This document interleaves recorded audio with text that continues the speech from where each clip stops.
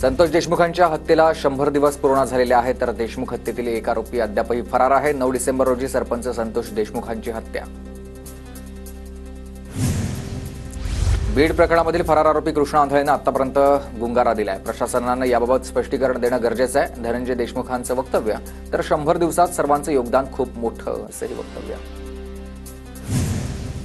सतीश उर्फ खोक्या भोसलेला 14 दिवसांची न्यायालयीन कोठडी। ढाकणे पिता पुत्राला केलेल्या मारहाण प्रकरणात न्यायालयीन कोठडी दरम्यान बॅटनं मारहाण केलेल्या प्रकरणात पोलीस उद्या खोक्याच्या हटकेची मागणी करू शकतात। खोक्या भोसलेच्या पत्नीच्या उपोषणाचा आजचा दुसरा दिवस। कालपासून बीड जिल्हाधिकारी कार्यालयासमोर उपोषण सुरू आहे। घर पाडणाऱ्या वन विभागाच्या अधिकाऱ्यांवर गुन्हा दाखल करण्याची मागणी आहे। औरंगजेबच्या कबरीपर्यंत कोणीही जाऊ नये यासाठी कबरीच्या मागच्या बाजूला पत्रे लावलेत। आठवडाभरापासून खुलताबाद येथील औरंगजेबाच्या कबरीच्या परिसरात पोलिसांचा कडक बंदोबस्त। शहरातील सर्व रस्त्यांवर नाकाबंदी।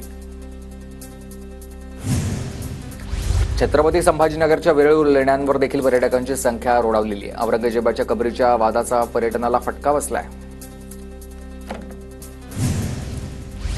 कोल्हापूरमधील रील स्टार्सना स्थानिक गुन्हे अन्वेषण विभागाचा दणका। शिवराळ भाषा वापरून रील बनवणाऱ्या तिघांना पोलिसांकडून समज देण्यात आली आहे। पोलिसांनी समज दिल्यानंतर रील स्टार्सकडून माफी। अहिल्यानगरच्या श्रीरामपूरमध्ये मद्यावरील वॅट वाढवल्याविरोधात पुकारला बंद। वाईन शॉप आणि परमिट रूम बंद ठेवत शासनाचा विरोध। बीडच्या परळी तालुक्यातल्या परमिट रूम आणि बियर बार बंद। परमिट रूमवरील 10% बॅटचा निषेध म्हणून बार चालकांचा बंदचा निर्णय। बियर मालकांचा वाढीव व्हॅटच्या मागणीसाठी निषेधार्थ राज्यव्यापी संप। सोलापूरमधल्या 110 बियर बार परमिट रूम मालकांनी बंद ठेवलाय। बंदमुळे कोट्यवधींचा शासनाचा महसूल बुडालाय। नाशिक जिल्ह्यामधील 1000 बार आणि रेस्टॉरंट राहणार बंद। दारू विक्रीवरील टॅक्समध्ये केलेली 10% वाढ रद्द करावी। अनधिकृत मद्य विक्रेत्यांवर कारवाई करण्याची बार अँड रेस्टॉरंट असोसिएशनची मागणी आहे। जळगाव जिल्ह्यातल्या सर्व परमिट बियर बार चालकांनी एका दिवसाचा बंद पुकारलाय। मद्यावर 10% कर वाढवल्यानं बंद। वाशिमच्या रिसोड तालुक्यात 2 रेती घाटांचा लिलाव न झाल्यामुळे रेतीची टंचाई मागणी प्रचंड वाढल्यानं बाहेरील जिल्ह्यातून मोठ्या प्रमाणावर रेतीची आयात झाली आहे। 6000 रुपयांना मिळणारी रेती आता तब्बल 9 ते 10,000 रुपयांवर। सिंधुदुर्ग जिल्ह्यातल्या नरडवे धरणग्रस्तांना विशेष आर्थिक पॅकेज मंजूर। विशेष आर्थिक पॅकेज प्रकल्पग्रस्तांना तात्काळ वितरित करण्याचे मंत्री गिरीश महाजनांचे निर्देश। विदर्भातील काही भागात पावसाचा अंदाज आहे, तर अमरावती जिल्ह्यातल्या काही भागात सकाळपासून ढगाळ वातावरण आहे। उन्हाळी पिकांना फटका बसण्याची शक्यता। वाशिममध्ये उन्हाचा पारा 40 अंशांवर पोहोचला। विद्यार्थ्यांनी जागतिक चिमणी दिवसानिमित्त पक्ष्यांसाठी जलपात्र उभारण्याचा उपक्रम राबवलाय। नागरिकांनी घरट्या छतावरती पक्ष्यांसाठी ठेवण्याचं विद्यार्थ्यांकडून आवाहन। गोंदियामधल्या 65 गावांवरती 1 एप्रिलपासून ओढवणार जलसंकट। अर्जुनी मोरगाव तालुक्यातल्या पाणीपुरवठा योजना बंद करण्याचा निर्णय झालाय। अनुदान रखडल्यानं संस्थांचा निर्णय। योजना बंद झाल्यास ठाकरे गटाचं आंदोलन करण्याचा इशारा आहे। धाराशिव जिल्ह्यातल्या टॉवरवरचं साहित्य चोरणारा उच्च शिक्षित आरोपी ताब्यात। 2,35,000 रुपयांचा मुद्देमाल पोलिसांकडून जप्त। स्थानिक गुन्हे शाखेची कारवाई। बुलढाण्याच्या शेगावमध्ये देहव्यापार करणाऱ्या हॉटेलवर पोलिसांची धाड। तिघांसह 2 पीडित महिला पोलिसांच्या ताब्यात। आरोपींवर पोलिसात गुन्हा दाखल। कोल्हापूरच्या गारगोटीजवळ मस्करीमध्ये पाण्यामध्ये ढकललेल्या तरुणाचा बुडून मृत्यू झालाय। तानाजी बाजारी असं बुडून मृत्यू झालेल्या तरुणाचं नाव आहे। पाण्यामध्ये ढकलणाऱ्या रोहित सुतारवर गुन्हा दाखल झालाय। छत्रपती संभाजीनगरमध्ये रस्त्यातच सिमेंट नाला बांधल्याच्या निषेधार्थ आंदोलन। वैजापूरमध्ये झाडावर बसून एका 75 वर्षीय आजोबांचं हे आंदोलन। भंडाऱ्याच्या टाकळी गावामध्ये अन्यायग्रस्त शेतकरी संघर्ष समितीच्या वतीनं आंदोलन। शेतकऱ्यांच्या समस्या सोडवण्याची मागणी। विद्युत विभागाच्या विरोधामध्ये चक्काजाम आंदोलन। लातूर जिल्ह्यामधील अहमदपूरमध्ये दारूबंदीच्या मागणीसाठी लोटांगण आंदोलन।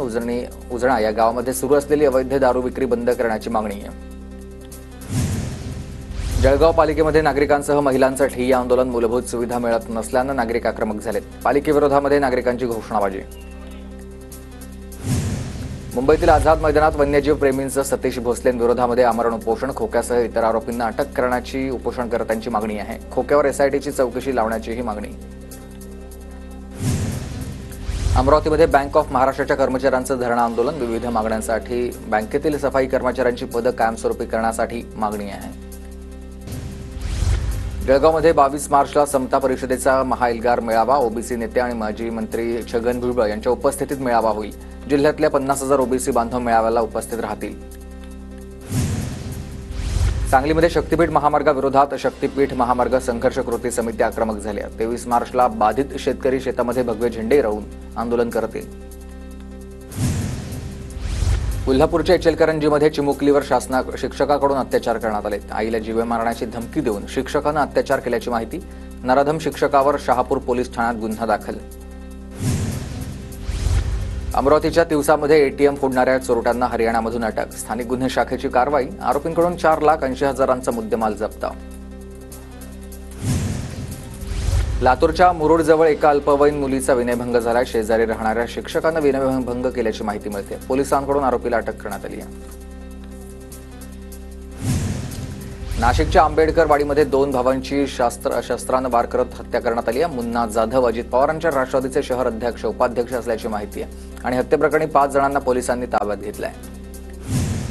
पुण्याच्या खेडमधील प्रांत कार्यालयामध्ये पाणंद रस्ता जागृती मोहीम राबवण्यात आलेली आहे आणि यावेळी शेतकऱ्यांनी विविध मागण्या उपविभागीय कार्यालयाकडे मांडलेल्या आहेत. जळगावात रेशन घेणाऱ्या 18 लाख लाभार्थ्यांची ई-केवायसी प्रक्रिया पूर्ण झाली आहे. ग्रामीण भागातील 9,70,117 लाभार्थ्यांनी ई-केवायसी करणं बाकी आहे आणि ई-केवायसी न केल्यास 1 एप्रिलनंतर स्वस्त धान्य मिळण्याची शक्यता कमी आहे. बीडच्या परळीमध्ये एसटी आगाराला नव्या 5 बसेस प्राप्त झाल्यात. बसेस दयनीय अवस्थेत असल्यामुळेच नवीन बसेसची प्रवाशांकडून मागणी आहे. नव्या बसेसमुळे प्रवाशांना दिलासा मिळणार आहे. नाशिकच्या येवला तालुक्यामधल्या पाटोदामध्ये दहशत माजवणारा बिबट्या वनविभागाच्या पिंजऱ्यामध्ये जेरबंद. स्थानिकांकडून सुटकेचा निश्वास. नाशिकच्या लासलगावमध्ये जागतिक चिमणी दिनानिमित्त मूठभर धान्य पोटभर पाणी उपक्रम. चिमणीसाठी 242 भांडी ठिकठिकाणी लावण्यात आली आहेत. वाशिमच्या कामरगावमधील जिल्हा परिषद शाळेत जागतिक चिमणी दिनानिमित्त अभिनव उपक्रम राबवण्यात आला. टाकाऊपासून विद्यार्थ्यांनी जलपात्र तयार केलेत आणि चिमण्यांसाठी तब्बल 700 जलपात्रांची व्यवस्था करण्यात आली आहे. चांगला पाऊस पडल्यानं राज्यामध्ये यंदा रब्बी हंगामातील उन्हाळी कांद्याची मोठ्या प्रमाणात लागवड झाली आहे. कांद्यावरील 20% निर्यात शुल्क रद्द करावा अशी शेतकऱ्यांची मागणी आहे.